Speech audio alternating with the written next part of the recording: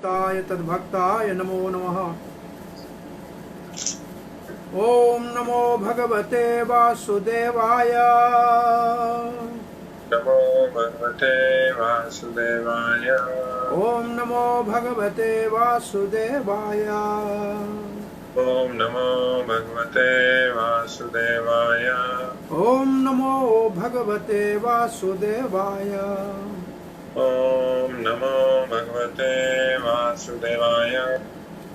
नारायणं नमस्कृत्यं नरं चैव नरोत्तमं देवीं सरस्वतीं सरस्वतीं व्यासं ततो जयमुदीरयेत्। नष्टप्रायेषु भद्रेषु नित्यं भागवत सेवया भगवती उत्तमश्लोकिर्भक्तिर्भवती नैष्टिकी।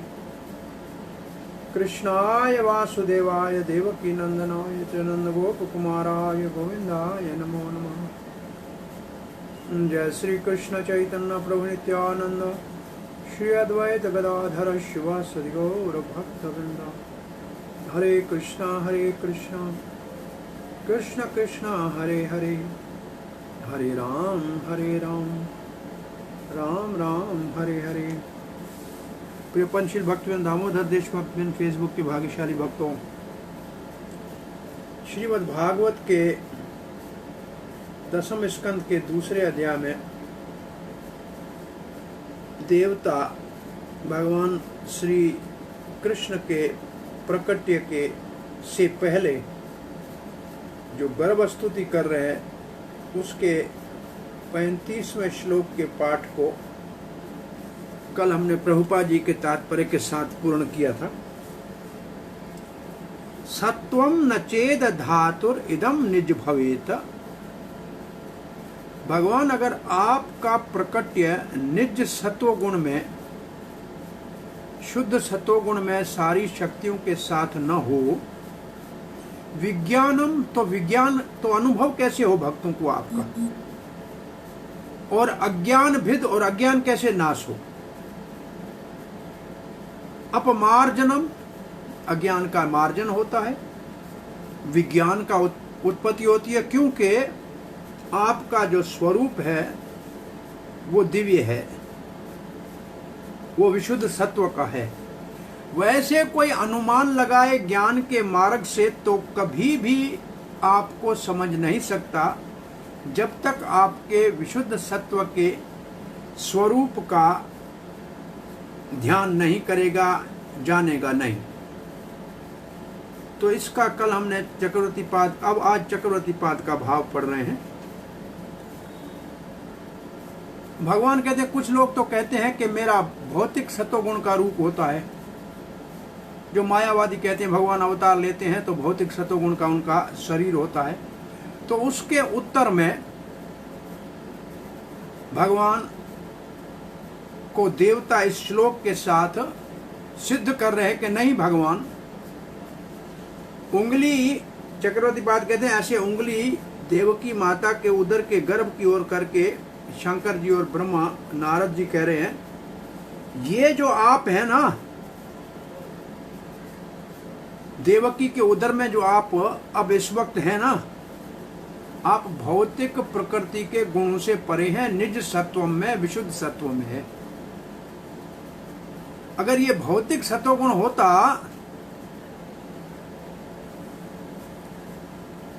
तो ये सब प्रकाश यहां होता ही नहीं।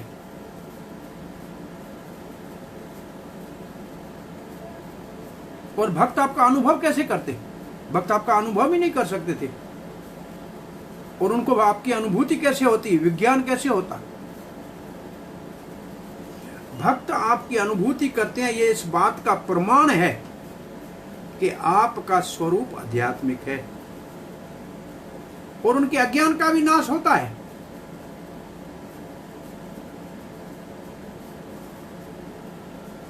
ये भगवान के आध्यात्मिक स्वरूप होने का प्रमाण है। ये भक्तों की अनुभूति से पता लगता है।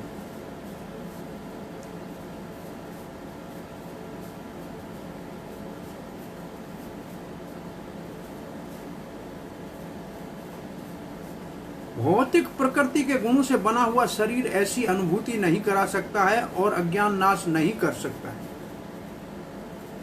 इसलिए आपका शरीर प्रकृति के गुणों से परे है। श्री जीव गोस्वामी लिखते हैं,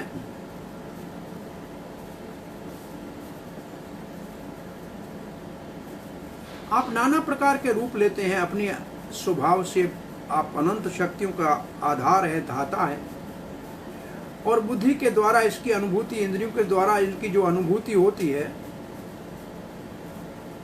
वो तब होती है जब आप प्रकट होते हैं। और आपका ये शरीर अगर शुद्ध न हो, शुद्ध सत्व का न हो, तो फिर उसमें रुचि क्यों होगी। श्रीधर स्वामी 32 से 34 श्लोक तक इन प्रार्थनाओं में कहा गया है कि मुक्ति केवल भक्ति से ही मिलना संभव है, परंतु 5 श्लोकों में 32 से 36 तक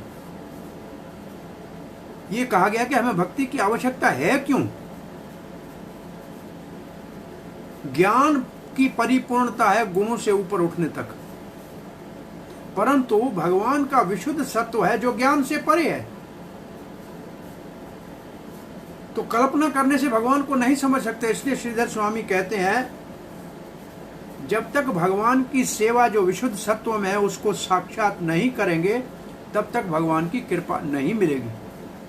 और इसका प्रमाण ब्रह्मा जी की स्तुति है, श्रेय श्रुतिम भगति भक्तिम उदस्यते विभो क्लेशंति ज केवल बोध लब्ध्य तेषाम असौ क्लेश एव शिष्यते नान्यद यथा स्थूल तुषावघातिनाम। जिनको भक्ति नहीं है, केवल ज्ञान से तर्क वितर्क कर रहे हैं, वो तो केवल क्लेश ही अपने लिए पैदा कर रहे हैं। भूसी को कूटने से चावल नहीं मिलता है, केवल भूसी ही मिलती है, तो उनको कुछ हाथ नहीं आता है।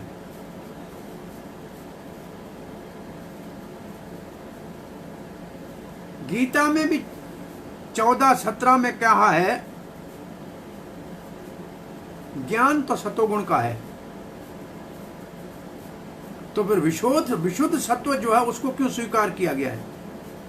इसका उत्तर ये है, हे धाता, हे सारे शक्तियों के आगार भगवान, आपका ये आध्यात्मिक विशुद्ध सत्व शरीर नहीं होता तो विज्ञान की अनुभूति कैसे होती।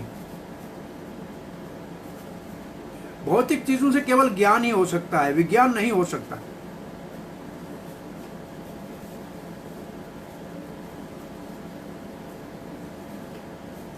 जब कोई ब्रह्म की साक्षात्कार जब कोई ब्रह्म का साक्षात्कार कर लेता है, उसको विज्ञान कहते हैं। और फिर क्या होता है, मर जन्म आप, फिर भक्ति छोड़ के चली जाती है और फिर उसको आगे कुछ जा नहीं सकता है, इसलिए वहां से आगे नहीं आया था। 2 प्रकार के ज्ञानियों का हमने वर्णन सुना था पहले। परंतु भगवान जो आपके इस स्वरूप में जिनको आसक्ति होती है, जो ज्ञानी वास्तविक है, जिनको भक्ति नहीं छोड़ती है, जो सुखदेव और सनक आदि कुमारों जैसे हैं, वो आत्माराम है। आत्मारामश्च मुन्यो निर्ग्रंथा अपि उरुकरमे कुर्वन्ति अहेतु किम भक्ति मिथम भूतः गुणो हरि। जो भौतिक ज्ञान से ऊपर है, ब्रह्म के साक्षात्कार के पद के ऊपर पहले भी हैं, वो भी भगवान के दिव्य गुणों से आकर्षित होकर उसकी प्रेममयी भक्ति करते हैं, जैसे 4 कुमार और सुखदेव गोस्वामी ने की। बड़े बड़े आत्माराम, अमलात्मा, परमहंस, वो भी भगवान की प्रेममयी सेवा में लगते हैं। तो ये इस बात का प्रमाण है कि भगवान सतोगुण के होते तो वो तो ब्रह्म तक पहले ही थे, ये तो सतोगुण की परिकाष्ठा है, तो भगवान तो उसके ऊपर है, तब उनमें उनकी आकर्षण होता है।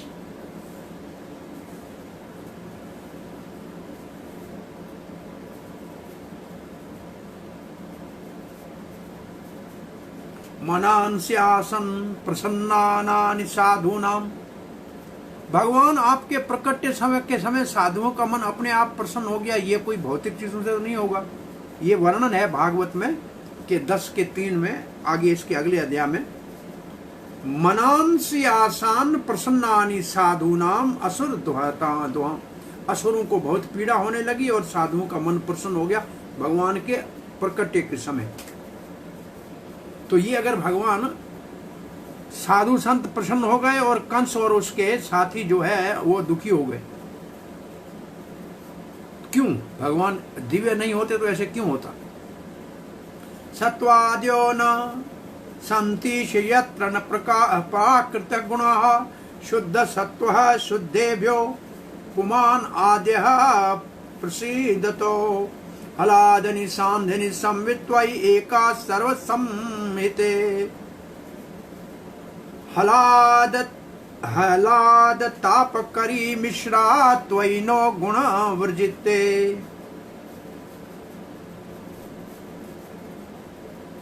आदि पुरुष जो पवित्रों से आदि पवित्र है, जिसके अंदर प्रकृति का कोई गुण सत्व तक नहीं रहता, वो हमसे प्रसन्न हो जाए। जिसकी हलादिनी शक्ति है, संवित शक्ति है, साइंधनी शक्ति है, ये भगवान की जो अंतरंग शक्ति है उसके 3 विभाग है। साइंधनी शक्ति भगवान के सत्य, जो भगवान नित्य है, शाश्वत है, सत्य है, सदा के लिए है, वो है सैंधनी शक्ति का काम। संवित शक्ति जो है वो चित्त भगवान जो सर्वज्ञ है उसका सूचक है, और हलादिनी शक्ति भगवान के आनंद का सूचक है। तो सत्य चित्त आनंद की 3 शक्तियों के द्वारा अभिव्यक्ति होती है, हलादिनी, संवित और संधिनी। संधिनी सत्य, संवित चित्त, हलादिनी आनंद। ये सब प्रकृति के गुणों से परे है, इनमें कोई दुख सुख दोनों नहीं है।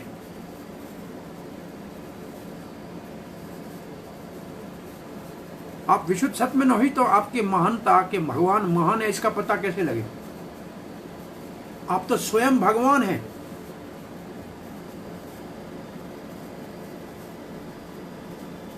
भगवान कहते हैं मैं स्वयं भगवान के रूप में प्रकट हुआ हूं, तो अब ज्ञान की क्या आवश्यकता है?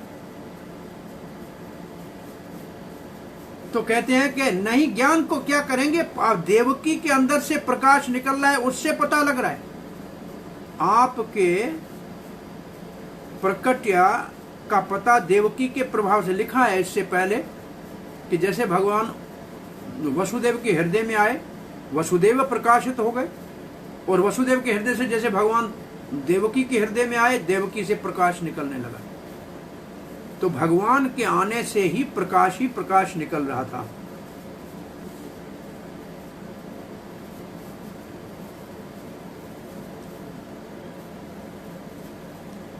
सनातन श्री गोस्वामी ने बहुत कुछ लिखा है।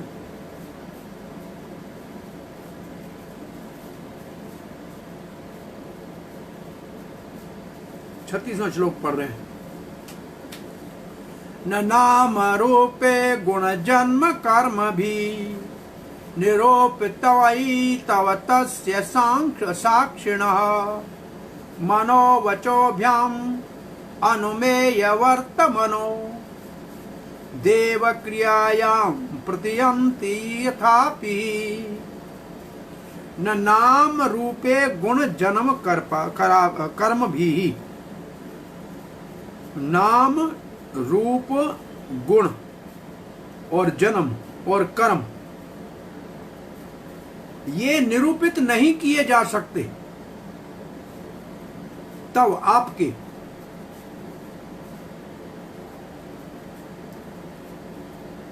अगर आप विशुद्ध सत्व में नहीं हो तो आपके नाम रूप गुण का क्या महत्व है? संसार के जैसे होते हैं वैसे आपके होते समय के साथ समाप्त हो जाते हैं। आज तक लोग हरे कृष्णा हरे राम क्यों गा रहे हैं? तो आपका भगवान, आपका दिव्य नाम रूप गुण लीला, इसका अनुमान नहीं लगाया जा सकता। ज्ञान से नहीं लगाया जा सकता, केवल भक्ति से ही इनका प्रकट्य होता है। मनोवचोभ्याम अनुम्यः वर्तमनो देव क्रियायां प्रतियन्ति यथापि। तो ऐसे कल्पना करने से ये बातें नहीं समझ में आएगी, इसलिए प्रभुपाद जी ने इस श्लोक का तात्पर्य शुरू ही किया है। अथ श्री कृष्ण नामादि न भवेद ग्राह्यमिन्द्रियैः सेवानुमुखे हि जीवादौ स्वयमेव स्मृत्य अधः। इसलिए भगवान श्री कृष्ण का नाम, गुण, रूप आदि, धाम, लीला आदि इंद्रियों के द्वारा ग्रहण नहीं किया जा सकता, क्योंकि भगवान इंद्रियों से परे हैं। तो कैसे भगवान को जाना जाए, माना जाए, समझा जाए?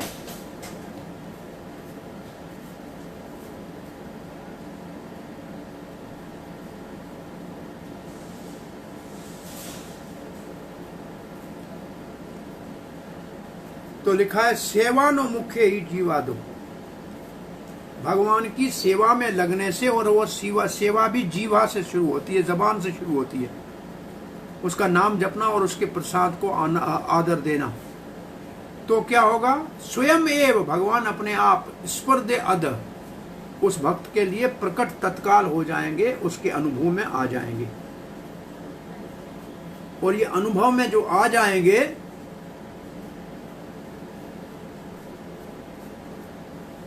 ये वही समझ सकते हैं जो भक्ति के द्वारा सेवा करेंगे। कहते भक्ति सिद्धांत सरस्वती गोस्वामी महाराज श्रील प्रभुपाद के पास मदन मोहन मालवीय जी मिलने आए थे। वो कोई प्रश्न जिज्ञासा करने के लिए आए थे।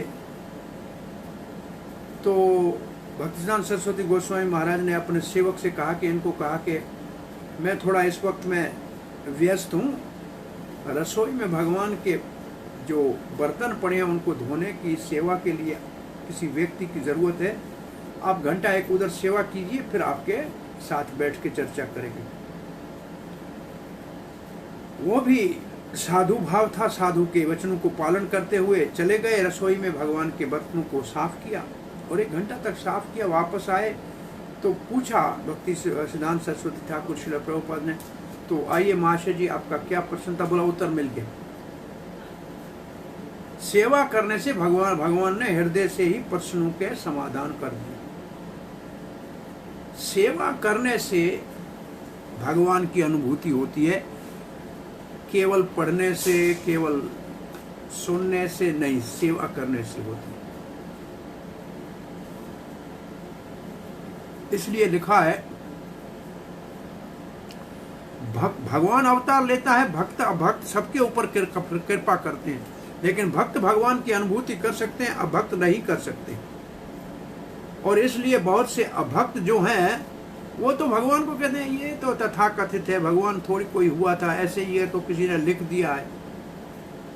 फिर भी बड़े बड़े विद्वान इसके ऊपर तात्पर्य लिखते हैं और गीता के ऊपर इतने बड़े पुस्तक लिखे हैं। परंतु ये तो महाभारत इतिहास में गीता है, और महाभारत एक बड़ा इतिहास है और भगवत गीता उसमें है, और ये इतिहास में है। इसलिए सेवानुमुखे ही जीवादो स्पर्धयाद, कृष्ण के नाम रूप गुण लीला को समझना है तो भगवान श्री कृष्ण के ऐतिहासिक अवतार के समय में दी गई इस भगवत गीता के शब्दों को भक्तों के संग में बैठ के श्रद्धा पूर्वक श्रवण करने की आवश्यकता है। भक्तिया माम अभिजानाति, केवल भक्ति मुझे जान सकते हैं। यावान यश चास्मी तत्वतः, वही मुझे तत्व से जान सकते हैं। ततो मां तत्वतो ज्ञात्वा, जब वो मुझे तत्व से जानेंगे, विशते तदनंतरम, उसके उपरांत वो मेरे धाम में आएंगे। तो सेवानुमुखे ही जीवादो एकमात्र साधन है भगवान के गुण रूप नाम लीला आदि को समझने का, और कोई साधन नहीं।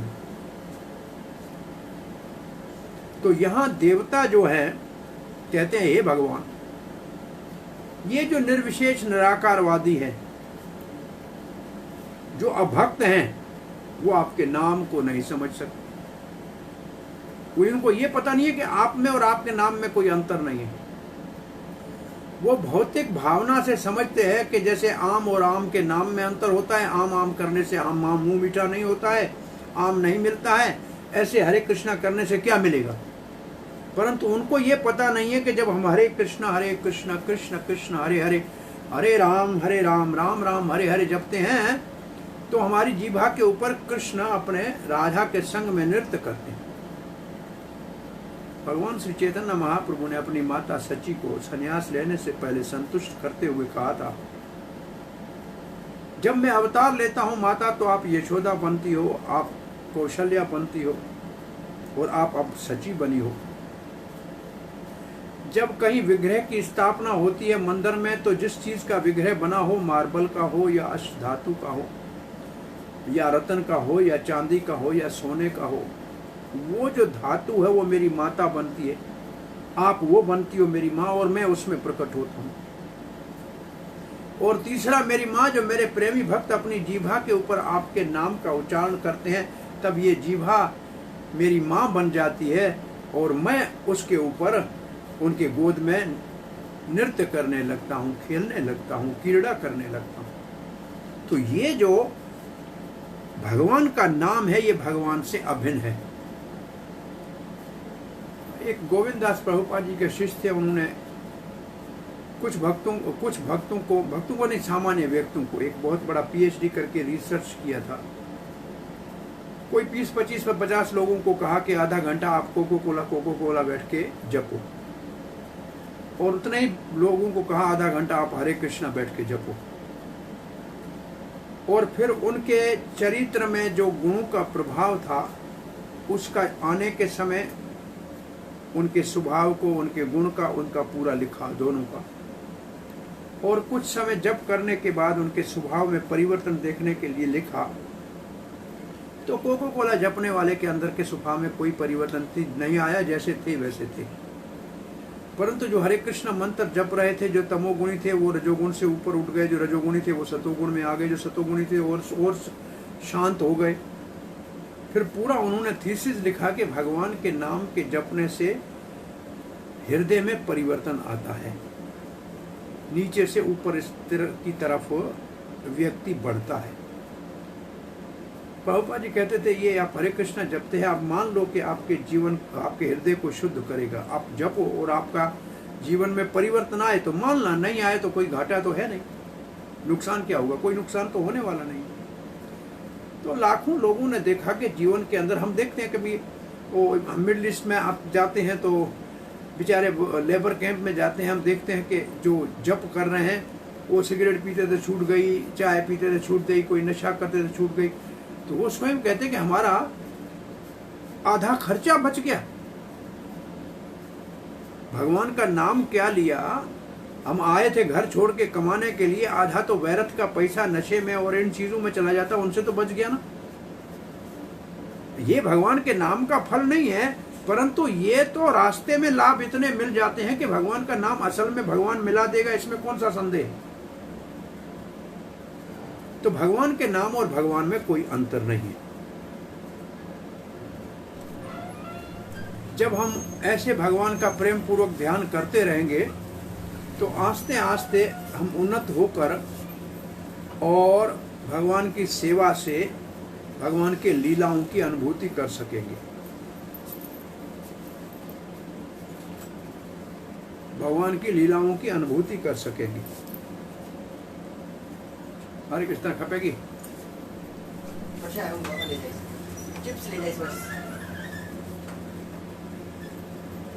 प्रभुपाद जी आके कह रहे हैं,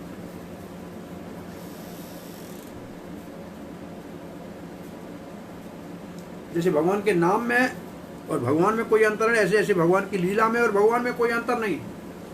कम बुद्धि वाले लोग, ये भगवत गीता है, महाभारत लिखी किसके लिए व्यासदेव ने? बोला जो गुरु के आश्रम में नहीं जाते हैं, ये सेवक नहीं, सेवा करने वाले बेचारे नहीं जाते हैं, व्यवसाय वाले नहीं जाते, समय नहीं है, नारी नहीं जाती है, तो उनके लिए महाभारत विशेष रूप से लिखी, स्त्री वैश्य शूद्रता इसके लिए, और उसके अंदर भगवत गीता रख दी कि आस्ते आस्ते वो भी शुद्ध भक्ति के स्तर पे आ सके, क्योंकि वो वेद उपनिषद आदि नहीं पढ़ सकते थे। और भागवत तो सबके घर में पढ़ने का अधिकार है, और वो ये वेदांत सूत्र का ऊपर व्यासदेव की परिपक्व अवस्था में अपनी ही भाषा है। तो इसलिए सबके लिए भक्ति के मार्ग में भगवान को पाना और उसकी सेवा में लग के अपने जीवन को सफल करने का साधन दिया हुआ है। श्री रूप गोस्वामी कहते हैं, जो सदा कृष्ण भावना में लगा रहता है अपने मन कर्म वचन से, वो जीवन मुक्त है।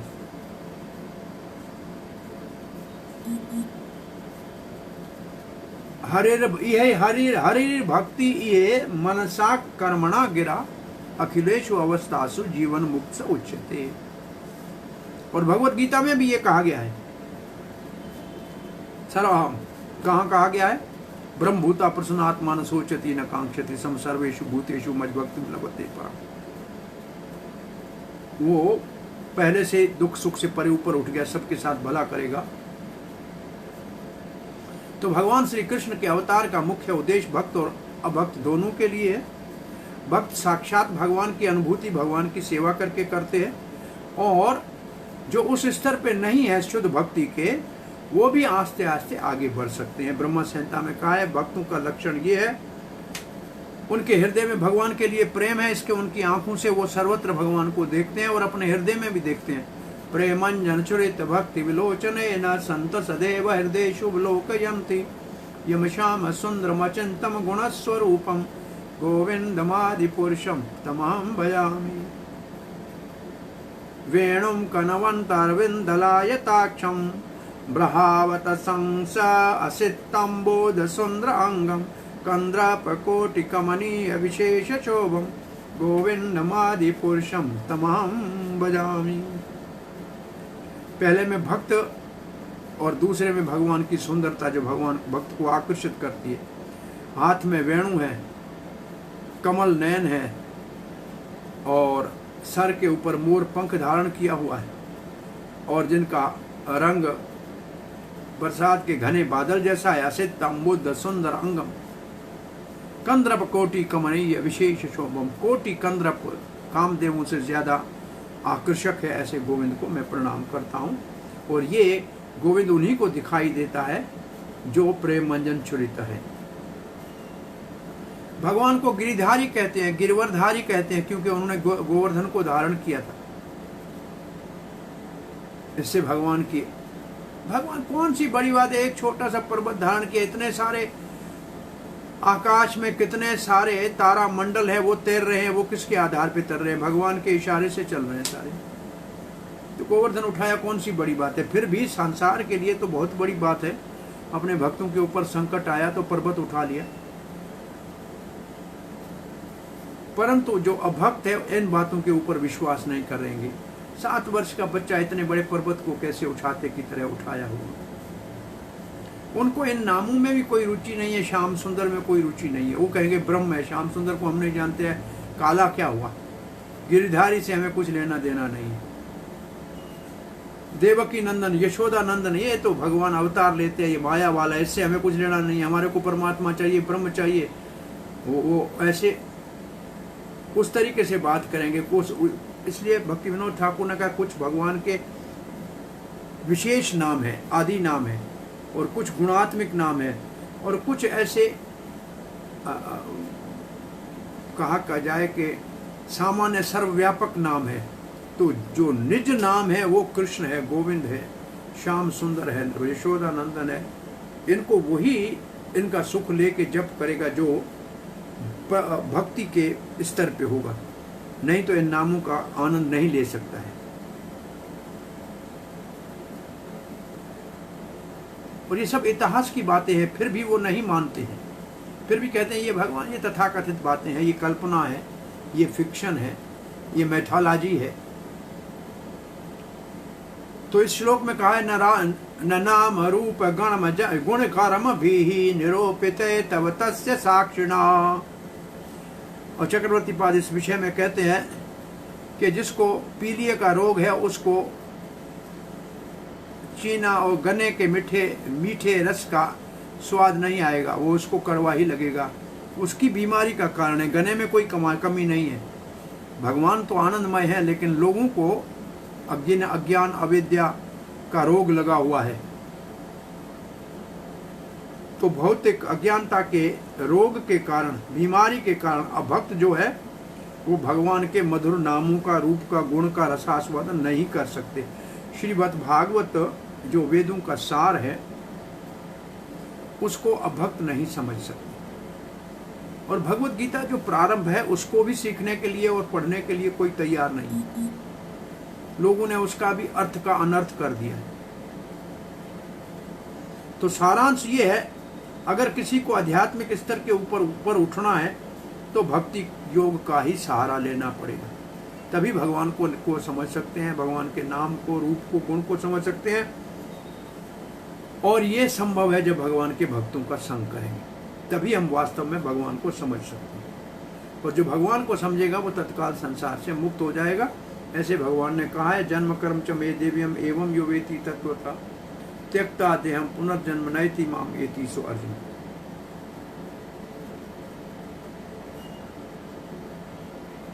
इसलिए श्री रूप गोस्वामी ने कहा है, जिनको कृष्ण के प्रति प्रेम है, स्नेह है, ऐसे भक्त अपने मन का और अपने वाणी से भगवान के सामने भाव को प्रकट कर सकते हैं, और दूसरे ऐसे नहीं कह सकते। और अब चक्रवर्ती पाद लिखते हैं, भगवान केवल आपका रूप शुद्ध सत्व का नहीं है, परंतु आपका नाम वो भी अलौकिक है, आपके समान है। आपका नाम और रूप केवल भक्ति से ही जाने जा सकते हैं, और कोई रास्ता नहीं। इसलिए ये श्लोक कहा गया है। गुण का अर्थ है कि भगवान का दयालुपन। भगवान कैसे हैं? बहुत दयालु है, अति कृपा करते, अति उदार है। विष देने के लिए आई हुई पूतना ने स्तन क्या पान कराया, कालकूट विष लगा के आई थी। विष को तो देखा नहीं, दूध पिलाने के भाव को देखा और उसको धात्री गति देती। इससे ज्यादा दयालु कौन हो सकता है? ये इस गुण का वर्णन सुनते ही सुखदेव महाराज समाधि से विचलित हो गए और ब्रह्म को छोड़ के भागवत को पढ़ने के लिए आ गए। तो ये भगवान के गुण दिव्य हैं, नहीं तो ब्रह्म आनंद में बैठे हुए सुखदेव को कैसे आकर्षित कर सकते थे। और भगवान के जो सुंदरता है, उनकी जो प्रेममयी दृष्टि है, उनके कर्म का अर्थ है गोवर्धन आदि को धारण करना। वो त्रिभंग ललित के रूप में 3 जगहों से टेढ़े हैं, पांव भी टेढ़ा रखते हैं, कमर भी टेढ़ी रखते हैं, और पांव टेढ़े हैं, वक्षस्थल टेढ़ा है और सर दूसरी तरफ है, और ये जमुना के किनारे खड़े होते हैं। और नंद और यशोदा के, वसुदेव के पुत्र के रूप में जाने जाते हैं। ये भगवान की सारे गुण कर्म नाम लीला है। जो साक्षी के रूप में केवल जीव अपने आप को ज्ञान से समझता है, वो आपकी इस मधुरता का अनुभव नहीं कर सकता, वो आपके इस मधुर रूप का ध्यान नहीं कर सकता। और जिसने नाम रूप का ही अनुभव नहीं किया, तो उसका तो कोई अनुभव है ही नहीं। वो तो वैसे ही समय का व्यर्थ व्यय कर रहा है। तो ये ऐसे हैं जैसे पीलिया का रोगी है, जांडिस का रोगी है, और उसको कहा जाए कि आप मिश्री खाओ, वो कहेगा नहीं ये कड़वी है। जो भक्ति शून्य है, भक्ति रहित है, वो भगवान के गुण रूप नाम लीला की मधुरता का रसास्वादन नहीं कर सकते। 2 चींटियां थी, एक नमक के गोदाम में रहती थी, एक चीनी के गोदाम में रहती थी। दोनों आपस में मिली। एक कहने लगी मेरा तो सौभाग्य है, चीनी के गोदाम में हूँ, रोज चीनी खाने को मिलती है। दूसरी ने कहा बहन मेरा तो देखो दुर्भाग्य, मैं तो नमक के गोदाम में हूँ, खाती हूँ तो नमक ही मिलता है। बोला हमारे पास आ जाओ, आओ नमक खाओ। आई, नमक खाया, बोला ये नमक आया। चीनी खाया, बोला ये भी नमकीन है। अरे चीनी कभी नमकीन हुई क्या? मूर्ख है क्या? बोला नहीं नमकीन लग रही है। बोला मुंह तो खोलो। मुंह खोले तो अंदर में एक अभी तक वो जो नमक का दाना पड़ा था, तो ऊपर से चीनी कैसे मीठी लगेगी। तो ये जो भगवान से प्रेम नहीं करते हैं, उनके अंदर में पहले से ही अज्ञानता का नमक पड़ा हुआ है, तो कृष्ण की मधुरता का, मिठास का रसास्वादन नहीं कर सकते, वो तर्क वितर्क ही केवल करेंगे। जिसको प्रेम भक्ति वर्तमः, उस स्तर पे जो सेवा करके पहुंचा है, श्रवण किया है, कीर्तन किया है भगवान के नाम का, भगवान की सेवा की है, तब वो साक्षात भगवान का अनुभव कर सकता है। और इसके लिए जिसके मन में सहने की शक्ति है, जिनमें सहनशीलता है और जिसमें मान शून्यता है, अहंकार रहित है जो, और जो बहुत सहनशील है, निमर है, उसी गुणों वाला ही इसको समझ सकता है।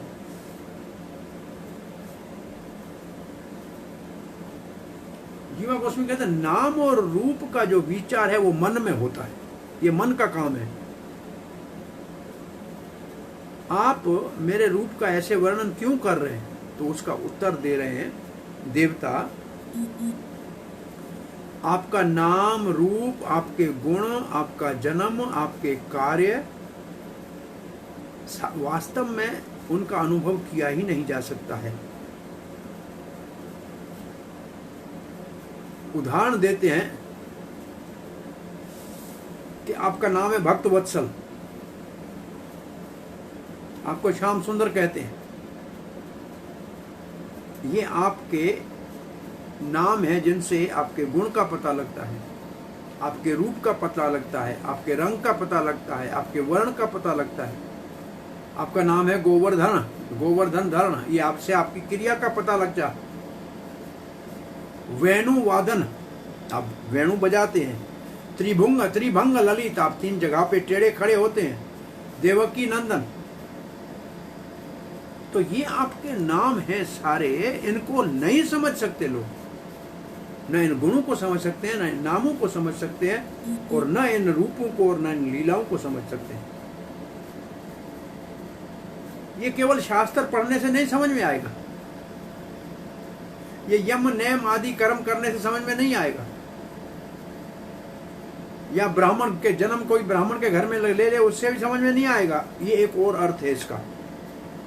वेद पढ़ने से, गुण का अर्थ है वेद पढ़ने से समझ में नहीं आएगा,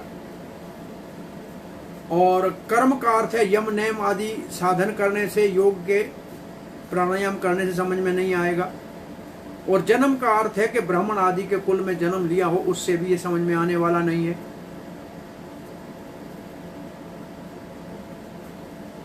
कारण क्या है?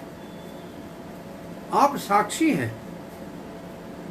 किसका? बुद्धि के साक्षी हैं आप भगवान। साक्षिणा है, आप साक्षात बुद्धि के साक्षी हैं। आपके मधुर गुणों को भौतिक इंद्रियों और बुद्धि से कैसे जाना जा सकता है? तो जो कार्य कारण है वो एक दूसरे के विपरीत कैसे हो सकते हैं?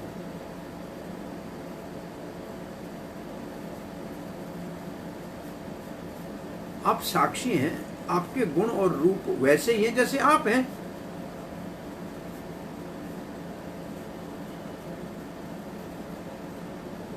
वो बुद्धिमान आपका अनुभूति कर सकते हैं, आप आनंदमय हैं। तदशम सारम हृदयम बतेदम, ये बहुत बड़ी भारी श्लोक है। दूसरे अध्याय स्कंद के 3 अध्याय का 24वां श्लोक है, बहुत भारी श्लोक है। थोड़े दिन हम पढ़ा रहे थे, ये भक्ति वैभव वालों को ये श्लोक आया था। तदशम सारम हृदय बतेदम यद गृह्यमाणै हरिनाम ध्येयै न विक्रियेत अथ तदा विकारो नेत्र जलम गात्र रोषो हर्ष। तदसम सारम हृदयम, उसका हृदय पत्थर का है या स्टील का बना हुआ है, लोहे का बना हुआ है। ग्रह माणई हरि नाम दे, हरि नाम ले और वो न पिघले। इसलिए 3 अध्याय का नाम ही है शुद्ध भक्ति हृदय में परिवर्तन।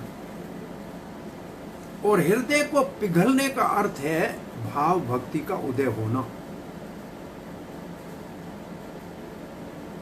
उसको कहते हैं चित्त मर्षण्य, चित्त का कोमल होना, नरम होना।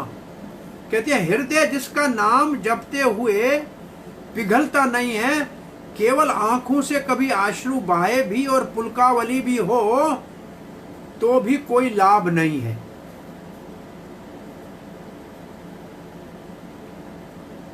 ये जो भाव है, हृदय में परिवर्तन होता ही नहीं है। ज्ञानियों के और कठोर हो जाता है हृदय, और ज्ञान होगा तो अहंकार ही बढ़ेगा साथ साथ में। तो नाम जपते हुए भाव नहीं उत्पन्न, उतय होता ही नहीं है। रूपम तद एतद अवबोध रसोदयेन शश्वम निवृत्त तमस्य सत् अनुग्रहाय आदौ गृहीतम अवतारस्य तैक बीजम यनना विपदम भवनाद अहम आविरासम 392।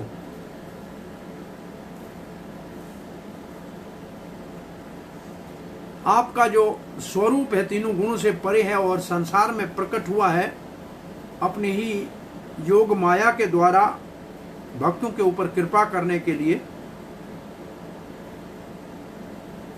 भगवान, मैं आपके नाभि से निकले हुए कमल के ऊपर प्रकट हुआ हूं। ये ब्रह्मा जी की प्रार्थना है।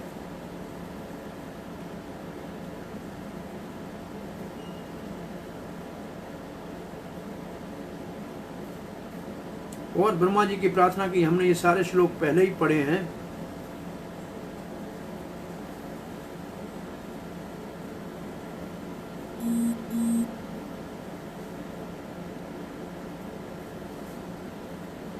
श्रीधर स्वामी जी इस श्लोक को कहते हैं, आपका आध्यात्मिक रूप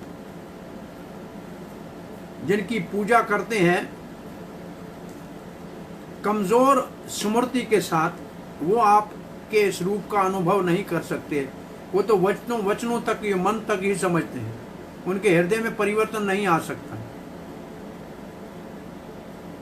जो आपके रूप का और नाम का तत्व है वो सबके साक्षी का तत्व है, इसलिए वो वचन, मन और वचन से परे है।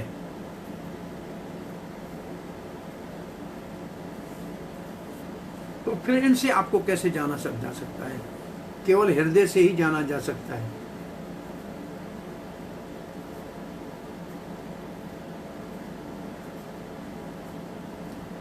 ओके, 37वें श्लोक का शुभारंभ करते हैं। आपसे 10 मिनट आज बात करेंगे। क्या सुना आज? मेरे ख्याल में अब तो 2-4 श्लोक ही बचे होंगे। शृण्वन् गृह्णन् संस्मरयंश्च चिन्तयन् नामानि रूपाणि च मंगलानि ते क्रियासो यस्तव चरणारविंदयो आविष्ट चेता न भवाय कल्पते। बहुत अच्छा श्लोक।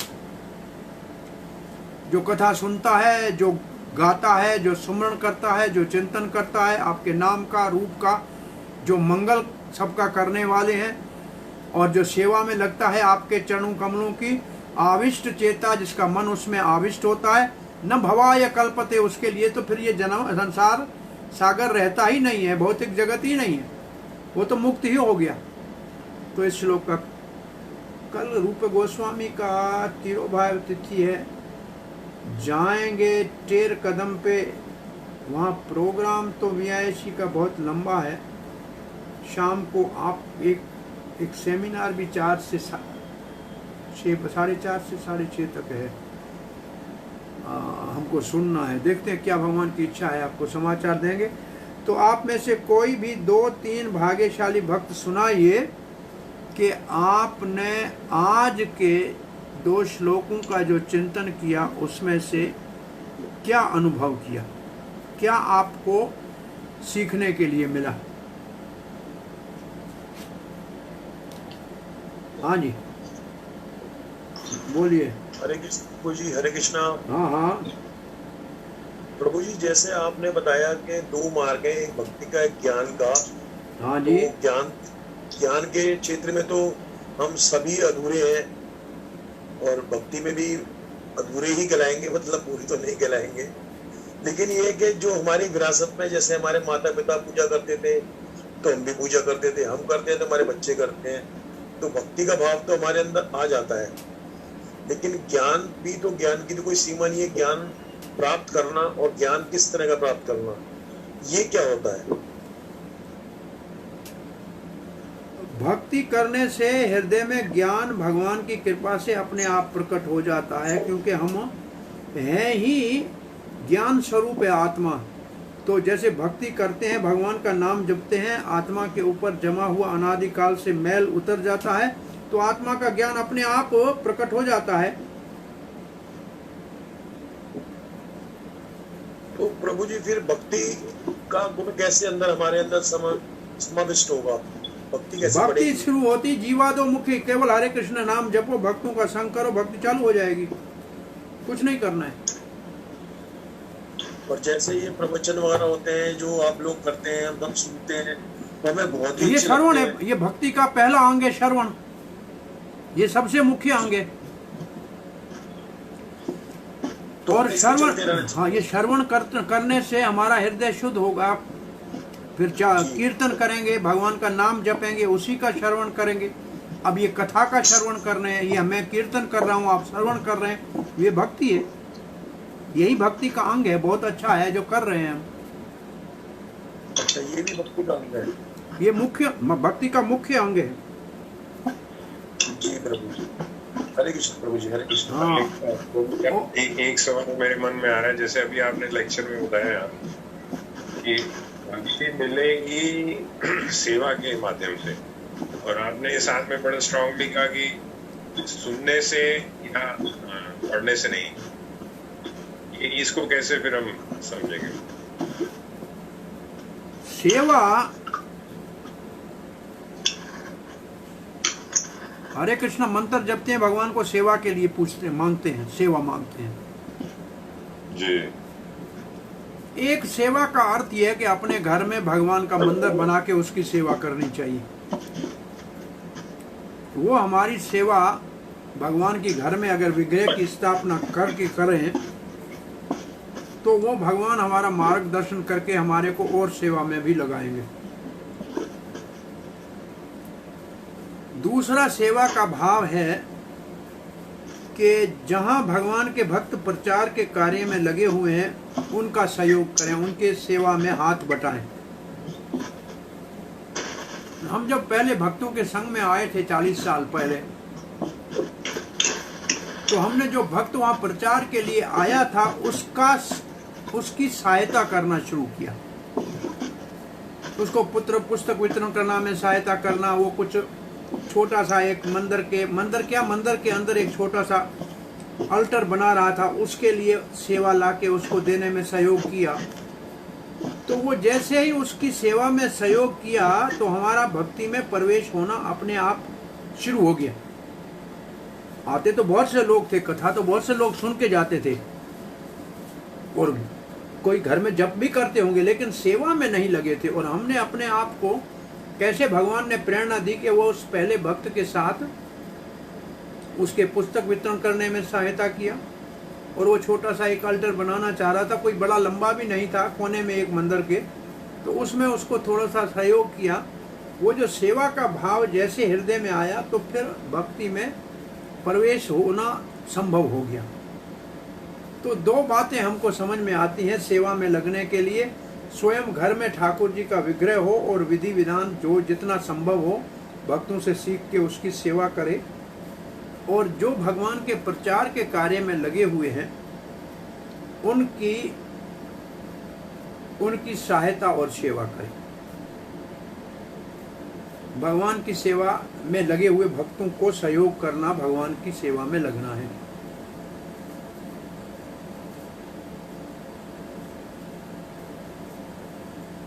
बाबू जी, हाँ जी, तो आपसे एक क्वेश्चन था। हाँ जी। आपने स्टार्टिंग में 34 में बताया कि जो 3 प्राइम पोटेंसीज हैं, संवित जो रिप्रेजेंट करती है सत्व को, संधि चित्त को, और अलादनी जो पोटेंसी है वो प्लेजर पोटेंसी। तो ये प्लेजर पोटेंसी तो मैनिफेस्ट होती है कृष्ण से राधा रानी की तरह। तो ये बाकी संवित और संधि कोई सेपरेट मतलब how it these are manifested in what form?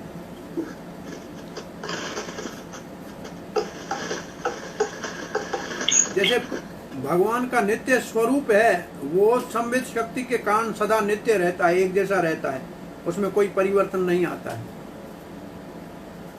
और भगवान का ज्ञान है, चित्त शक्ति भगवान का ज्ञान है, जैसे भगवत गीता दिया है या पूरे वेद दिए हैं, वो भगवान का वो ज्ञान स्वरूप है। तो भगवान का स्वरूप नित्य है, भगवान का नित्य शाश्वत ज्ञान है और भगवान का आनंद। तो आनंद की अभिव्यक्ति भगवान के रास विहार में होती है और ज्ञान की अभिव्यक्ति भगवत गीता के उपदेश देते हैं तब होती है। और संवित शक्ति भगवान की सनातन, जो भगवान का धाम सनातन है, वो संवित शक्ति के कारण है, परंतु उनका कोई ऐसे देवी का रूप हो इसका तो कहीं उल्लेख हमने देखा नहीं है।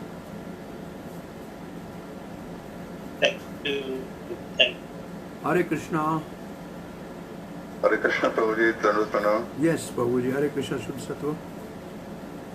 आज प्रभु जी आपने उदाहरण दिया था कि जब हरे कृष्ण महामंत्र जप करते हैं तो भगवान हमारी जीवा पर आकर नृत्य करते हैं। उस समय आपने श्री माता का भी उदाहरण दिया था कि श्री माता जैसे कहते अल्टर में उनके अंदर आ जाती है भगवान के। तो इसको थोड़ा सा और मैं चाहता हूँ कि आप थोड़ा मुझे समझ नहीं आ रहा था इस पॉइंट को। समझ में ये आया कि भगवान की माँ भगवान की जैसे यशोदा है, जिससे भगवान कृष्ण प्रकट हुए हैं, ऐसे जो मूर्ति जिस चीज की बनी हुई है मटेरियल की, वो माता है और उसके अंदर उसी रूप में भगवान प्रकट होते हैं। और जिसकी जीभा के ऊपर नाम है तो जीभा यशोदा बन जाएगी और उसके ऊपर कृष्ण प्रकट हुआ तो समझ लो कि आप मेरी माता बन जाओगी। इसका अर्थ है ये है कि भगवान के 3 माताएं हैं। एक भगवान के रूप को जन्म देने वाली जो को साक्षात जब अवतार लेते हैं, एक भगवान के विग्रह को प्रकट होने करने वाला धातु या मार्बल, और एक वो जीवा जिसके ऊपर भगवान का नाम नृत्य करता है। ये तीनों भगवान की माँ की संज्ञा में आती है। ऐसे चैतन्य महाप्रभु ने अपनी माता सच्ची को आश्वासन दिया था। ठीक है प्रभु जी, हरे कृष्ण। हरे कृष्ण, दंडवत।